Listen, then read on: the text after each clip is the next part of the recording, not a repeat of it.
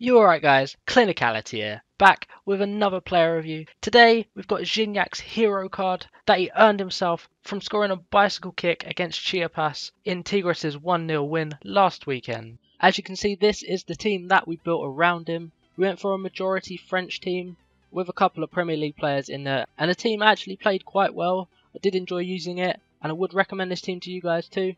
Now we played 6 games, as always. We scored 7 goals and got 2 assists, which is pretty decent. That's more than a goal a game. He cost us 48,250 coins.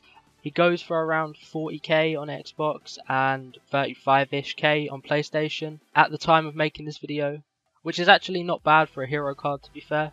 So Gignac's base stats: he has 71 pace, 77 dribbling, 85 shooting, 37 defending, 75 passing, and 80 physical. Jumping into the in-game stats now, and he has 82 aggression, 85 attacking positioning, 82 reactions, and a nice 85 strength in there. That is brilliant for a striker. He's also got some really nice green skill attributes, including 86 shot power and 82 long shots. Also 83 heading accuracy is really nice as well, and 86 finishing. Now he's 6'1", obviously he plays striker. He's right footed, medium work rates, freestyle weak foot and freestyle skills, and he has the finesse shot trait and the power header trait. Now as we jump into the clips, obviously he is a striker, so his most important stat is going to be his finishing. So I'm going to start off talking about that. Now when it comes to finishing, Gignac is really inconsistent. He can be in the same position twice, and the first time he'll miss it and the second time he'll pull it absolutely top corner. So I'm not a fan of this guy's finishing because it's so unreliable. You never know what you're going to get. However, on to the rest of his shooting, and I really do like this guy's long shots. I think his long shots are brilliant. He doesn't get in a position to use them all that much because he is in the box. He's a target man at the end of the day, so he's not going to be on the edge of the box all that often. But when he is, he can hit a really nice long shot. And on top of that, probably my favourite thing about this card is this guy's heading.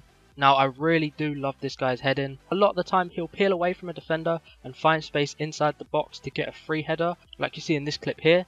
However, even if he has to jump with someone, he's going to win that header. His jumping is so good, his heading accuracy is so good, and he gets power behind his headers too. His heading is just brilliant, and if you want a target man, this guy is superb. Now another thing that plays into his jumping is his strength. Obviously being in the centre of the box, he's going to have a lot of players around him, and his strength is so nice. It's 85 for a striker. That is just so good. He can hold players off, make stuff happen, and win headers, get the ball back in our favour.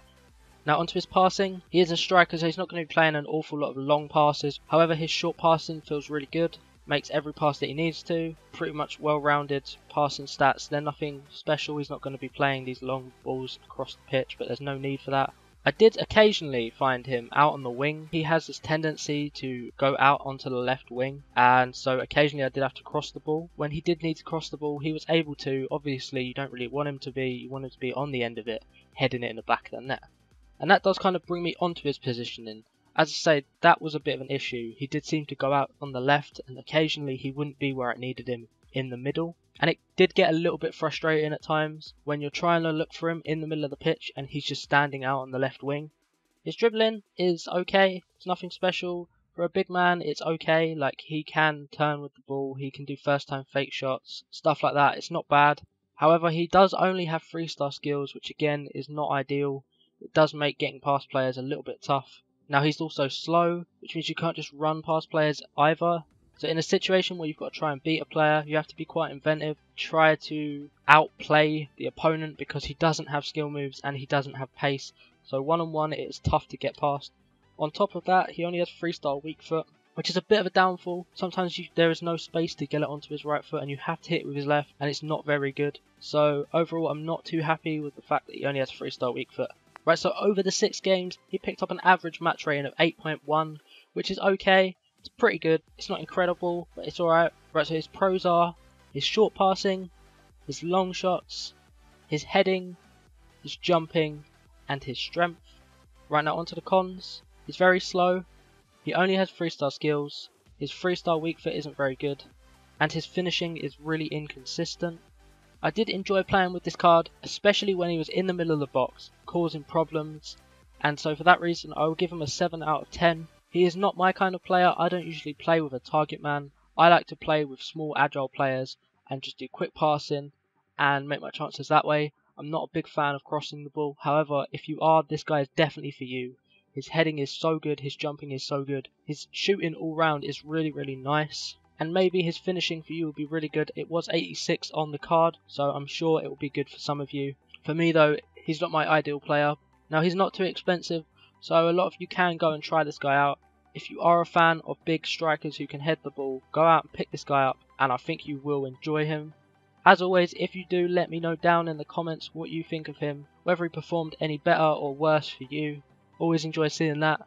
Anyway, that's going to be it for this one. If you did enjoy, please drop a like on the video, subscribe for more player reviews and other FIFA content. I'll see you in the next one. Take it easy.